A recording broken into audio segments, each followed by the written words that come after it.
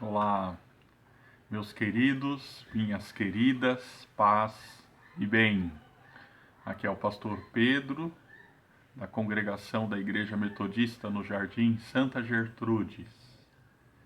E aqui estamos nós, com a Bíblia, esse livro velho, para muitos tão difícil e para tantos tão grandioso, tão poderoso. Parece difícil defender esse livro hoje em dia. Vejam só, ele não tem cores, não tem os sorrisos das fotos do Instagram. Se a gente passa o dedo nas suas páginas, ele não atualiza e não mostra novidades para gente. É um livro quieto, é um livro silencioso, mas também um livro que fala alto para muitos nós. Eu preciso confessar para vocês que eu sou fã das mídias, das tecnologias. Quando eu tinha 14 anos, eu iniciei meus estudos no ensino médio numa escola técnica estadual lá em Sorocaba, e na época o curso de informática era conhecido como processamento de dados. Alguns computadores tinham o tamanho de uma geladeira e outros, os menores, eram do tamanho de 2 micro-ondas, mais ou menos. Mas ninguém jamais saberá do meu encantamento quando eu liguei um daqueles computadores pela primeira vez e vi aquele pontinho verde piscando na tela. A tela ainda não era colorida, ela era toda preta, e num canto piscava o cursor verde, esperando um comando. Eu me apaixonei pela informática, foi amor à primeira vista. Depois os velhos computadores foram substituídos por novos, ainda grandes, pretos ou creme. Começamos a ouvir falar de Windows, de Apple, e o mundo mudou e a mudança trouxe consigo a velocidade.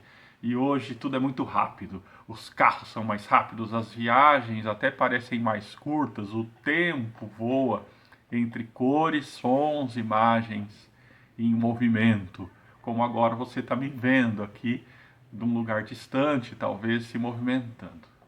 Será que esse livro monótono e paradão sobreviverá aos tempos? Ler a Bíblia sempre me pareceu difícil, desde a minha infância até grande parte da minha juventude. Era difícil ler a Bíblia porque, em primeiro lugar, era difícil ler. Tinha muitas palavras que eu não entendia, tinha muitos versículos que não faziam sentido. Hoje, ler a Bíblia para mim se transformou numa experiência revigorante.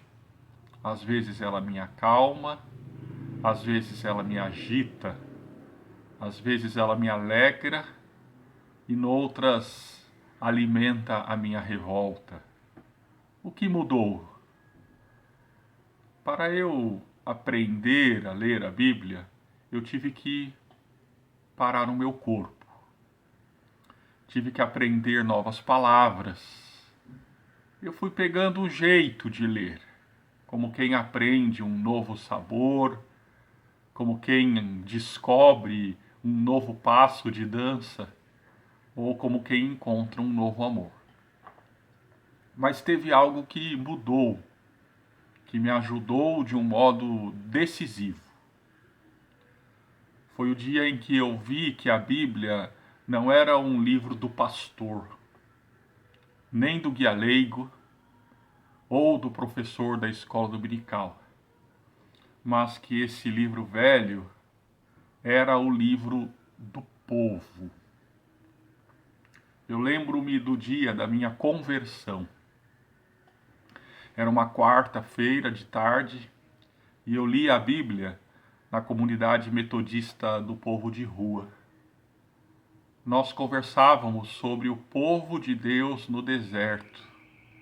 E eu perguntei para eles como que eles imaginavam que seria o deserto. E a primeira resposta foi aquela resposta que todo mundo dá. O deserto é quente. Mas rapidamente alguém completou. Mas à noite o deserto é frio. Faz frio de noite no deserto. E continuaram. O deserto não tem água para beber. O outro completou. No deserto não tem água nem para tomar banho. E logo a gente já não sabia mais se estava falando do deserto ou se estava falando da rua em que muitos moravam. No deserto eles diziam: não tem como levar muita coisa. A gente dorme no relento. A gente come no chão. A conversa continuou e eles mesmos discutiam os desafios de viver naquela rua deserto da cidade de São Paulo e o que significava para eles a terra prometida. No outro dia, nós lemos um texto que falava, na qual Jesus afirmava: os pássaros têm os seus ninhos e as raposas os seus covis, mas o Filho do Homem não tem onde reclinar a cabeça. E algo novo aconteceu.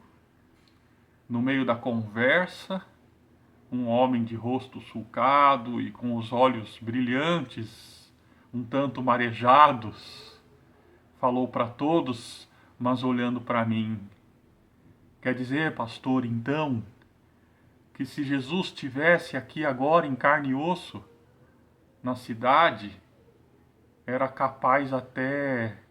E dele parou, como quem conclui algo de grande significado para a vida. Se ele tivesse aqui, era capaz dele até mesmo estar aqui entre a gente, junto com a gente, na rua, talvez até nessa roda conversando.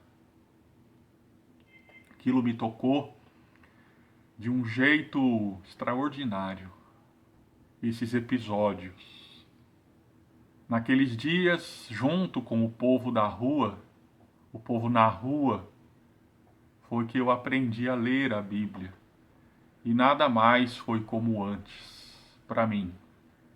Foi quando eu descobri que as pessoas da Bíblia tinham cor, cheiro, que as suas lágrimas eram salgadas como as minhas, como as nossas, que elas da Bíblia faziam festa, comiam e por vezes lutavam para ter o que comer. Suas lutas eram semelhantes às lutas que a gente também trava no nosso tempo.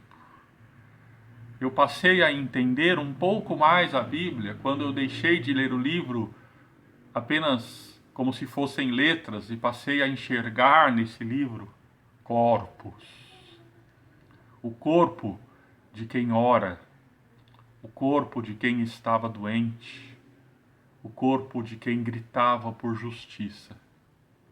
Então, amor deixou de ser para mim um sentimento e passou a ser um jeito de se relacionar. A Bíblia ganhou então muito mais dinâmica, ela ganhou muito mais cores do que qualquer tecnologia do nosso tempo, ela ganhou muito mais sons, porque as cores e os sons e o movimento, as cenas não estão nas páginas do livro, mas na nossa mente, na nossa cabeça. Não se enganem, é claro, queridos e queridas, uma mente perversa encontrará na Bíblia justificativas para a sua perversidade. Mas uma mente aberta para o Espírito, que sopra onde quer, encontrará na Bíblia amor e força para lutar e vencer. A Bíblia, para mim, é o livro do povo.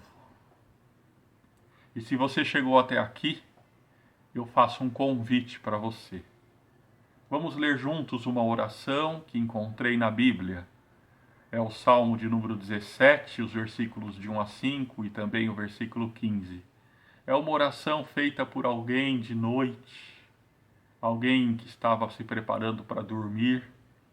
Quem sabe ela foi escrita na solidão de um coração abatido que buscava refúgio em Deus. Ouça comigo e ore comigo. Ouve, Senhor, a causa justa. Atende ao meu clamor. Dá ouvidos à minha oração que procede de lábios não fraudulentos. Baixe de tua presença o julgamento a meu respeito. Os teus olhos veem com equidade. Sonda-me o coração. De noite me visitas. Prova-me no fogo, e iniquidade nenhuma encontrarás em mim. A minha boca não transgride. Quanto às ações dos homens, pela palavra dos teus lábios, eu me tenho guardado dos caminhos do violento. Os meus passos se fizeram às tuas veredas, e os meus pés não resvalaram. Eu, porém, na justiça contemplarei o teu rosto. Quando acordar, eu me satisfarei com a tua semelhança. Amém. Que a palavra de Deus seja viva na nossa vida. Amém. Um grande abraço, meu querido e minha querida.